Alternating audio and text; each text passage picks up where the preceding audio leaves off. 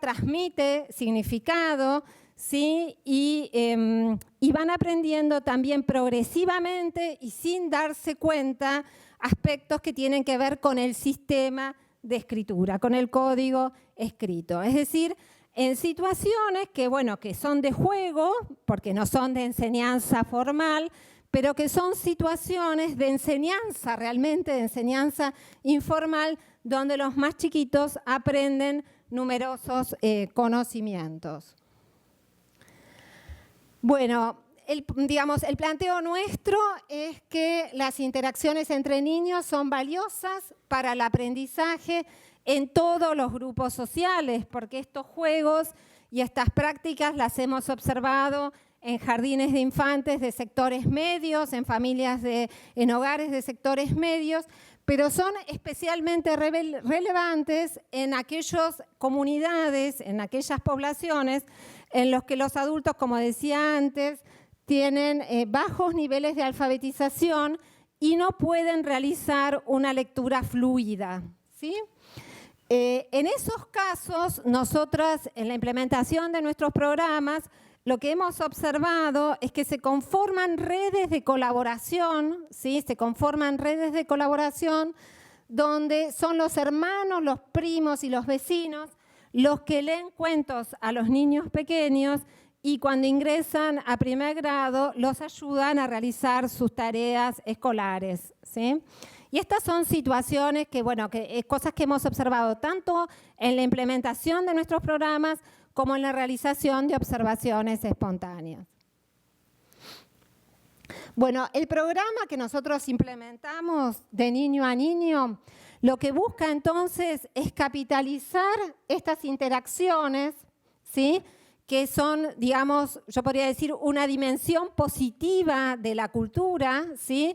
De estas culturas que se caracterizan por, digamos, por familias más de tipo extenso, ¿sí? Donde las relaciones entre chicos son muy comunes y frecuentes.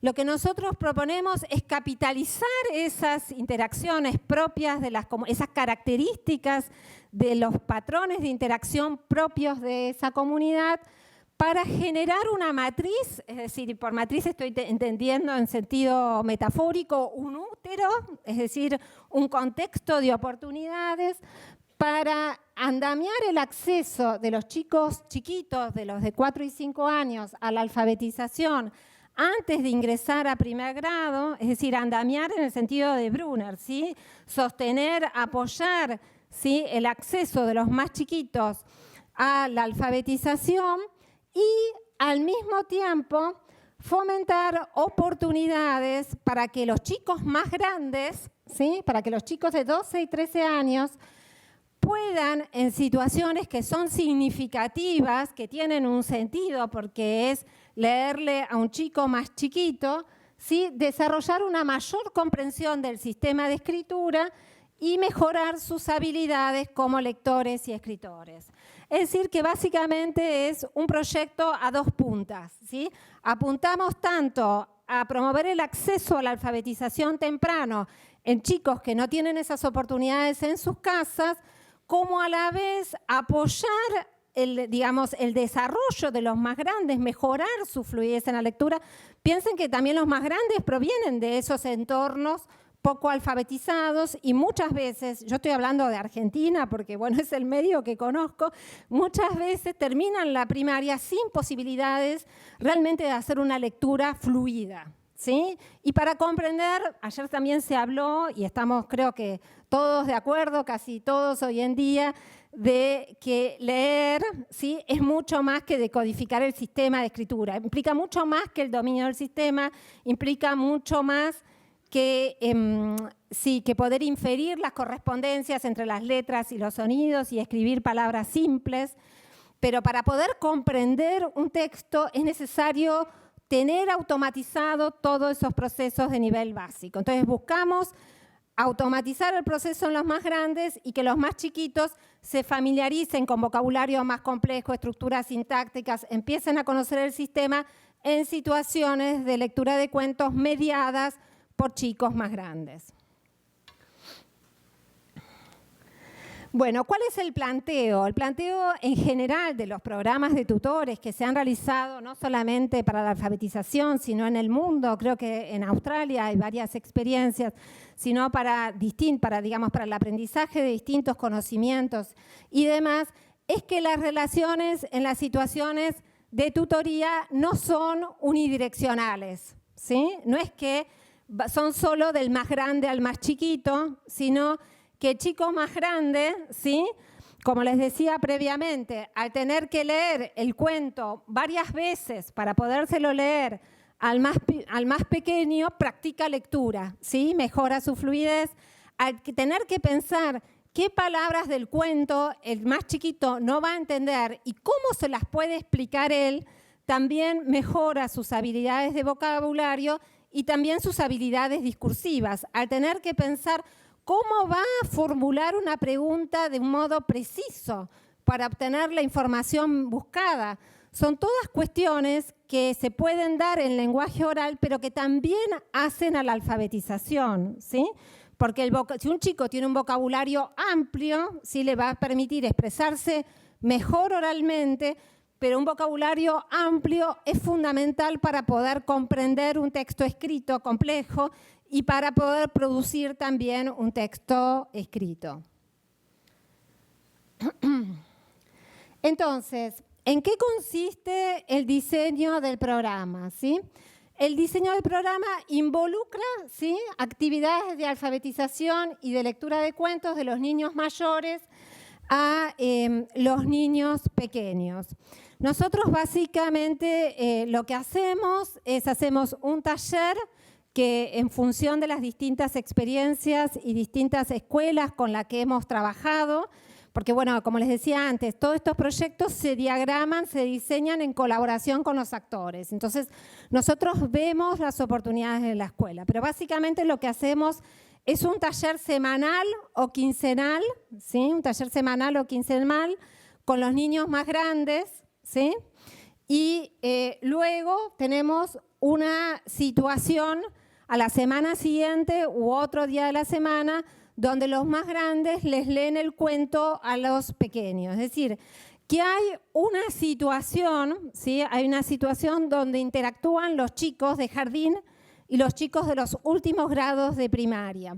Eso también en realidad es bastante importante, digamos, para lo que son las instituciones. Otra vez vuelvo a hablar, me remito al caso de Argentina, donde la escuela es absolutamente graduada, ¿sí?, y donde no hay espacios de interacción habitualmente, salvo en algunas escuelas rurales, plurigrado y demás, pero lo habitual es que no haya espacio de interacción entre los grandes y los chiquitos, ¿sí? Es decir, que el programa en alguna medida rompe con la estructura graduada de la escuela, digamos, para esa actividad en particular. Entonces, ¿qué buscamos promover en los chicos más grandes? ¿Sí?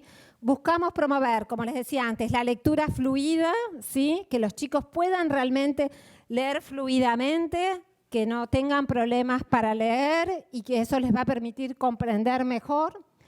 Desarrollar, como les decía antes, el vocabulario y estrategias discursivas, ¿sí?, la narración, es decir, que puedan narrar, describir, que puedan explicarles actividades de alfabetización, lo que tienen que hacer a los chicos chiquitos.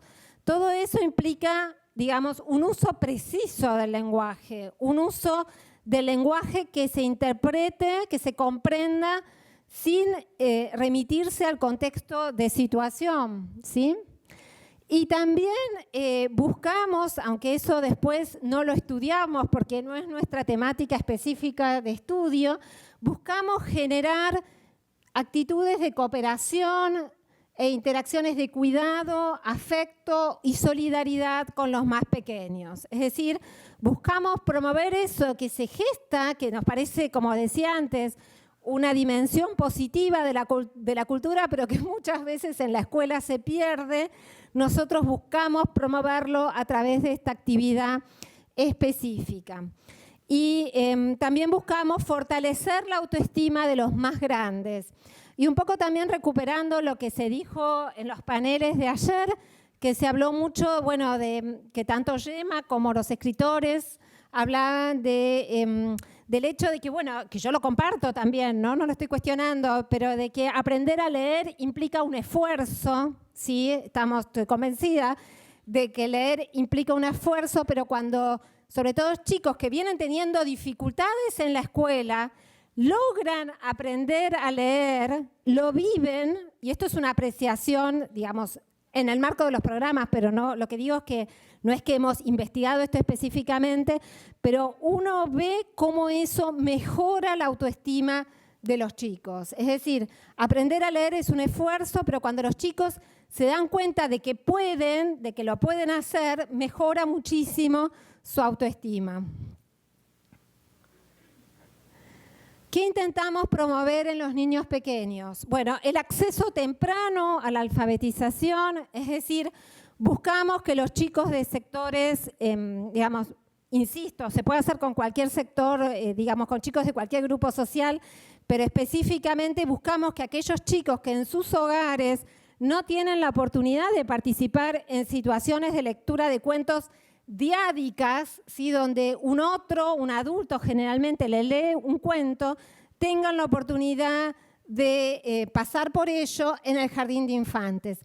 Si bien las maestras de jardín muchas veces, digamos, nosotros proponemos que por lo menos 2 o 3 veces por semana les lean cuentos a los chicos, las maestras, pero bueno, ¿qué es lo que pasa en la escuela, en jardín y en la escuela primaria? Es un adulto, es una maestra la que le lee a un montón de niños, ¿sí? Y acá, en realidad, bueno, como están las fotos que pasé previamente y las que les voy a mostrar en las diapositivas que siguen, la relación es diádica, ¿sí? Es un niño mayor con un niño pequeño. Y eso también es muy bueno para el desarrollo del lenguaje. Y ambos están mirando el cuento, ¿sí? Están mirando el texto escrito en el cuento y ven las ilustraciones que representan ese texto. Entonces, es una oportunidad realmente buena para que los chicos aprendan el lenguaje. Bueno, buscamos también que aprendan vocabulario, estrategias discursivas y también en el caso de los chiquitos buscamos que el fortalecimiento de la autoestima. Y nuevamente, la experiencia nuestra es que en realidad, bueno, también hubo ahora ya está un poco, digamos, pasado, pero durante muchos años en Argentina se decía, bueno, que los chicos de jardín no hay que enseñarles a leer y escribir. También hay que ver, bueno, qué están teniendo uno por enseñanza, ¿sí?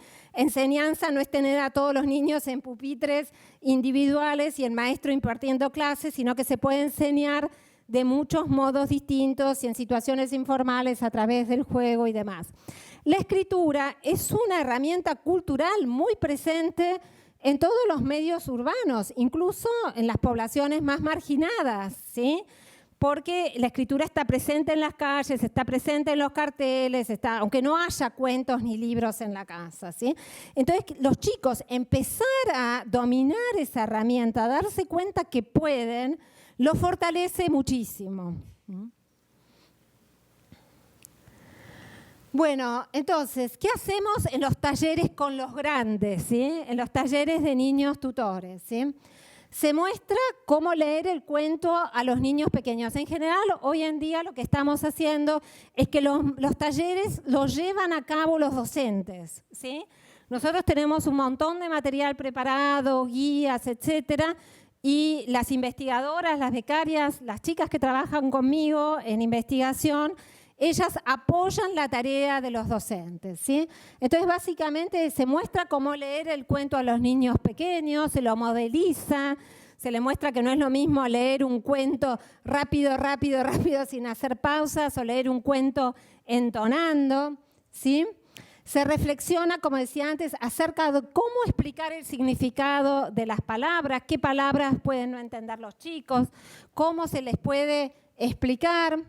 Se promueve el relato de experiencias personales relacionadas con los textos, ¿sí? Porque todos los educadores nos llenamos la boca de que se aprende a partir de las experiencias previas, pero después, a la hora de enseñar algo nuevo, no buscamos que los chicos lo relacionen con sus conocimientos y con sus experiencias previas y la realidad que también, como decían ayer en el panel los escritores, es muy importante, digamos, también, no solamente para comprender lo que sucede, remitirse a experiencias previas, sino también cuál es la motivación, para generar una mayor motivación, ¿sí?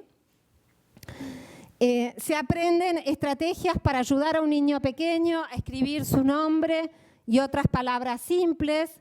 Se aprenden poesías, rimas y juegos con los sonidos de las palabras para promover en los niños pequeños la conciencia fonológica, que bueno, yo no sé si saben, pero es la conciencia de la estructura sonora de las palabras, ¿sí? Es decir, es darse cuenta que el lenguaje está conformado por sonidos, ¿sí? Que nosotros los decimos todos juntos, pero que son deslindables con fines analíticos y y la llave de ingreso al proceso, al sistema de escritura es, por supuesto, la posibilidad de inferir las correspondencias que los sonidos tienen con las letras.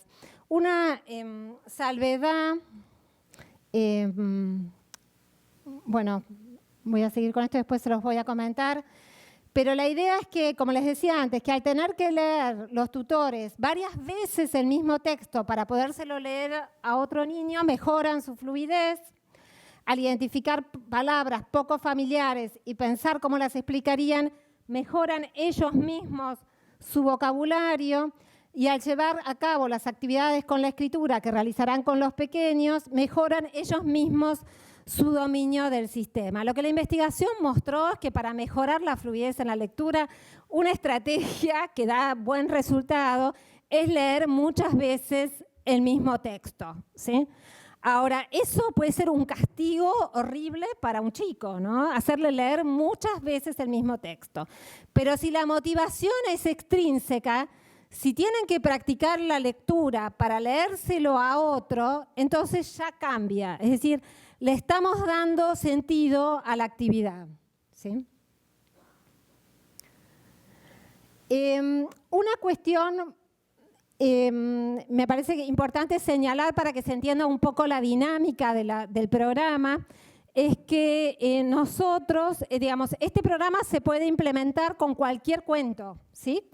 Con cualquier libro de cuentos puede servir para implementar el programa. Pero como nosotros hacemos todo un trabajo con los tutores, ¿sí?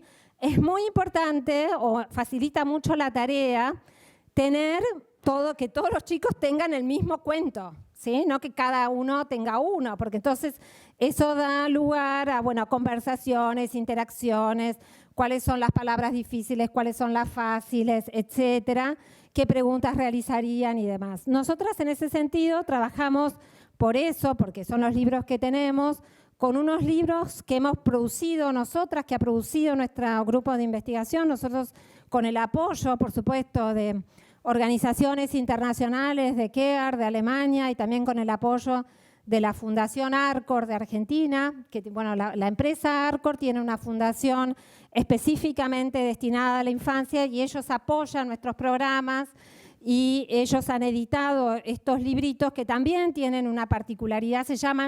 Los libritos se llaman En la casa de Oscarcito, es una serie de 12 libros, ¿sí? Que están integrados por dos narrativas, ¿sí? Una narrativa que es una historia, la historia, digamos, es algo que le pasa a un niño que se llama Oscarcito, que es un niño real, ¿sí? Es un niño que vivía en un barrio humilde en Buenos Aires, ¿sí? Y esa narrativa da lugar, es una narrativa basada en una observación que nosotros realizamos como parte de nuestro trabajo de investigación, una observación etnográfica, una observación de la realidad cotidiana de los niños, y la narrativizamos, y eso da lugar al ingreso de otro texto, de otro cuento en el mismo libro, que es un cuento más alejado de la realidad cotidiana, que puede ser desde Caperucita Roja hasta un cuento de un pícaro de la narrativa chilena, hasta cuentos tradicionales indígenas, pero digamos más alejado de su realidad.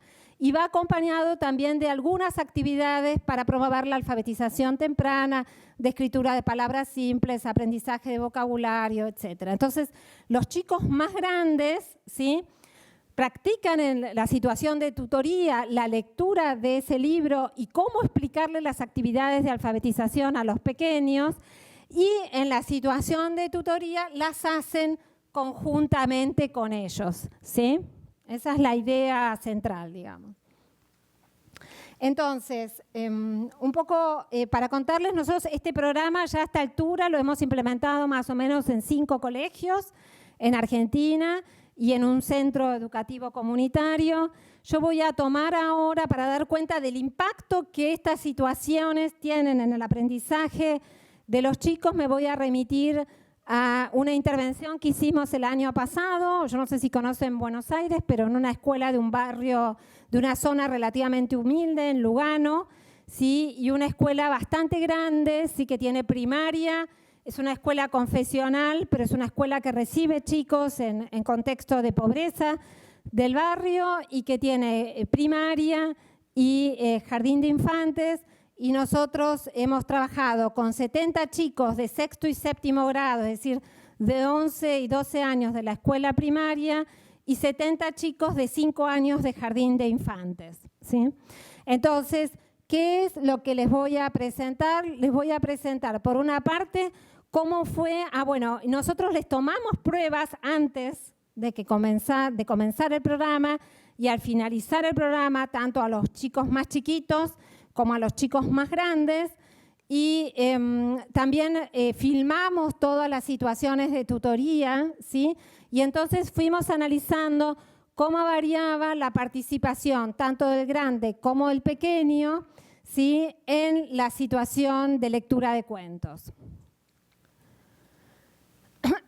Entonces, lo que nosotros, ahora me voy a remitir en primer lugar, es, nosotros lo que hicimos fue ver cómo se diferenciaba la participación de los más grandes en los primeros talleres y cómo era la participación de los más grandes en los últimos talleres, ¿sí? Nosotros lo que identificamos, ¿sí?, y es que los niños, y esto no era algo que les habíamos enseñado previamente a los más grandes, ¿sí? Lo que vimos es que los más grandes, para mediatizar el cuento, ¿sí?, para mediatizar el cuento de las actividades de alfabetización, ponían en juego distintas estrategias de interacción con los más chiquitos, ¿sí? Por un lado, ponían en juego estrategias que se pueden llamar de regulación, ¿sí? Es decir, buscaban controlar, regular la participación de los más chicos, ¿sí? Cuando los más chicos se distraían o le decían, mirá esto donde está, establecían, pautaban la secuencia de actividades. Primero leemos lo que le pasó a Oscarcito, después leemos el otro cuento, no te distraigas, es decir, buscaban regular la actividad. Y lo que se observó, si ustedes ven, la columna celeste, la columna más clarita, es lo que pasaba al comienzo del año, y la columna más oscura, la columna, bueno, que es marrón, pero que, bueno, se ve, no sé, como medio gris oscuro, mostraban lo que pasaba en las últimas situaciones de lectura, ¿sí? En general, todas las estrategias se incrementaban al final, tanto las estrategias como de regulación, como la cantidad de veces que los mayores les repetían las preguntas y la información cuando los más chiquitos no respondían.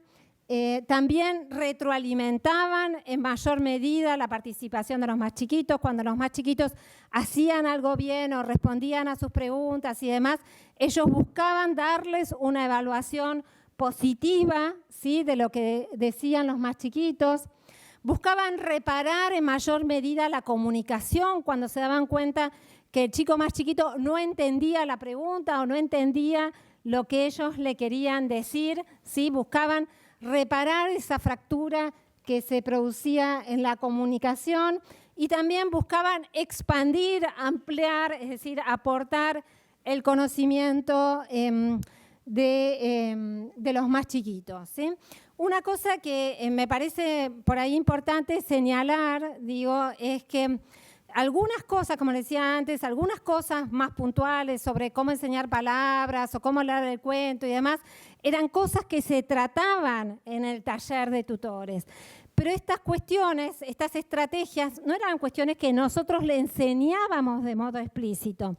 Pero lo que se ponía en evidencia es que los chicos actualizaban, ¿sí?, las mismas situaciones, usaban las mismas estrategias que caracterizan, ¿sí?, las interacciones de los adultos que interactúan bien con los chiquitos. Y eso me parece también importante señalar porque ayer me resultaba interesante escuchar a los escritores que se remitían a sus propias experiencias infantiles, ¿sí?, para dar cuenta de lo que ellos pensaban que debía ser un guía, ¿sí? Y, digamos, uno lo ve a esto en práctica, es decir, los chicos más grandes, sin pensarlo, hacen lo mismo que vivieron ellos más de chiquitos, cuando un adulto, cuando una persona mayor le leía un cuento. Bueno, también vimos en realidad que a lo largo de las situaciones también variaba la participación del chico chiquito, digamos, después del año del trabajo en las situaciones de tutoría, los más chiquitos respondían más, ¿sí?, a las preguntas de los más grandes, no se quedaban callados, ¿sí?, y no solamente respondían a los más grandes, sino que ellos mismos iniciaban intercambios, preguntaban, ¿sí?, hacían comentarios, es decir, tenían un rol más activo en la situación. Y también me parece acá muy importante señalar el hecho, porque bueno, también en Buenos Aires ha sido foco de una discusión bastante importante, el hecho de en qué medida la situación de lectura de un cuento tiene que ser una situación interactiva, ¿sí? Y bueno, nosotros creemos que sí, que la situación de lectura de cuentos tiene que ser una situación interactiva, que bueno, el hecho de que sea acá en días, de a pares, lo facilita mucho. A veces es muy difícil para el maestro cuando son muchos chicos por ahí los que participan, pero digamos, como lo ideal sería que el docente pudiera orquestar la participación de los chicos, sobre todo las que están centradas en el tópico del cuento. Es decir, que en síntesis lo que todos estos resultados nos mostraron es que, digamos, que a medida que avanzaba el año y el programa, la participación tanto del más grande como del más chiquito tendía a ser mayor. ¿Qué pasó en relación con el impacto específico, ¿sí?, de las situaciones de tutoría en los aprendizajes de los chicos, ¿sí?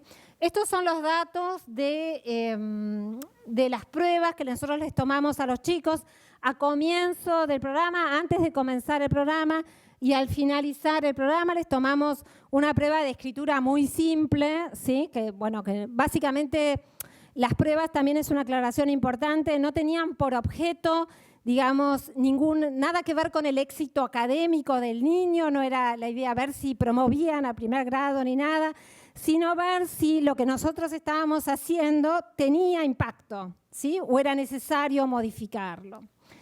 Y la prueba de escritura que le tomamos es una prueba de escritura muy simple, donde los chicos tenían que escribir su nombre y 4 o 5 palabras muy sencillas, también palabras breves tomadas de los cuentos que ellos habían leído. Y tomamos 2 pruebas de vocabulario, una prueba de vocabulario, de comprensión de vocabulario, que es lo que se llama vocabulario receptivo, y una prueba de vocabulario productivo, que es que los chicos tienen que decir palabras de una categoría general o superordinada como animales, comidas, ropas, etc. Y también lo que vimos fueron, digamos, diferencias significativas, para hablar en términos estadísticos, diferencias significativas entre el finalizar, digamos, el final del programa y lo que los nenes sabían antes de comenzar el programa. Y con respecto a los más grandes, solo evaluamos sus habilidades para definir palabras, ¿sí? Y vuelvo a insistir, para nosotros el tema del vocabulario que también es un tema que no ha sido muy atendido digamos, en la escuela argentina, al menos en el jardín de infantes y en la escuela primaria. Es un tema fundamental, tanto para la expresión oral como para poder comprender textos escritos, y es un tema que se puede promover precisamente a partir de las situaciones de lectura de cuentos. Y bueno, también encontramos diferencias significativas entre las pruebas previas al programa y las pruebas posteriores al programa. Bueno, ¿cuáles son las características de las situaciones de tutoría que permiten dar cuenta de los aprendizajes, ¿sí? Entonces, una cosa que, digamos, nosotros para dar cuenta de estos aspectos, como les dije, nosotros analizamos videofilmaciones, ¿sí? En cada situación de tutoría, en cada encuentro de cada taller de tutoría, teníamos 3 personas filmando que filmaban parejas de niños, ¿no? Entonces, un aspecto que nos pareció súper importante, digamos, y que hacía, digamos, a la potencialidad de la situación, era cómo se yuxtaponían, se entremezclaban, se entrelazaban el texto escrito y las ilustraciones, ¿sí? Y entonces, en ese sentido, bueno, y acá que estoy en un contexto con escritores y con una editorial, es muy importante, me parece muy importante el tema de las ilustraciones en los libros para niños, el hecho de que haya coherencia y consistencia entre lo que muestra la imagen, ¿sí? Y entre el texto escrito, porque los chicos se apoyan tanto los más grandes para explicar las palabras, ¿sí? Como los chiquitos, ¿sí? Para preguntar por aquellas cosas que no conocen, ¿sí? Se fijan mucho en las ilustraciones. Entonces, lo que vimos es que había un entrelazamiento absolutamente estrecho. También, y en relación con la actividad docente, me parece también muy importante señalar, digamos, porque bueno, son las discusiones o son los grandes debates del ámbito educativo argentino, es ¿qué hace el docente cuando le muestra las ilustraciones a los chicos o no se las muestra? ¿Sí? En algunos contextos, algunos dicen que no, porque entonces el niño se puede imaginar. Pero también es cierto lo contrario, digamos, que digamos, yo no creo que una ilustración, a mi juicio, inhiba la imaginación, digamos, y por otro lado puede ser un apoyo para la comprensión.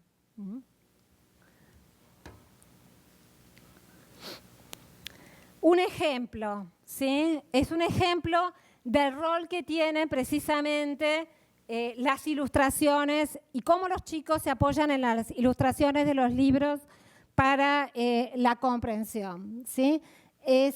Otra cosa que nosotros promovemos es precisamente para generar estrategias de discurso narrativo, es que luego de que el cuento se leyó, ¿sí? Los chicos más chiquitos puedan relatar el cuento con el apoyo, por supuesto, del más grande, ¿no? Entonces tenemos una situación donde Pablo, ¿sí? Relata, Pablo, que es el niño pequeño, ¿sí? Relata el cuento apoyándose en las ilustraciones, y es un cuento acerca de un zorro que perseguía a una gallina para comérsela, ¿sí? Entonces, Pablo, la gallina pasó por un costado de madera. Fíjense que dice un costado de madera, ¿sí? No usa la palabra cerco. Nosotros le decimos cerco. Él dice por un costado de madera. El lobo no podía pasar. Pero, dice, ¿cuándo atrapa a la gallina? Después, para atrapar a la gallina, el zorro no podía pasar por ese agujerito. ¿Sí? Había un agujerito en el cerco. Y dice, porque le picaron. ¿Qué se llama? Y señala con un dedo el cerco. ¿Sí? Es decir, estaba la ilustración y entonces el chico pudo preguntar por la palabra. Y entonces el tutor le contesta, saltó por un cerco. Y el niño, por un cerco. Y el tutor continúa, y cayó. Y Pablo dice, encima de las hormigas, ¿sí? Y el tutor, sobre un hormiguero, ¿sí? Entonces, en un pequeño fragmento de intercambio, ¿sí? El chiquito aprendió, o tuvo la oportunidad al menos de aprender 2 palabras que no conocía y no usaba, cerco y hormiguero. Y así las situaciones de lectura de cuentos están plagadas de oportunidades para que los chicos aprendan palabras. Entonces, a modo de conclusión,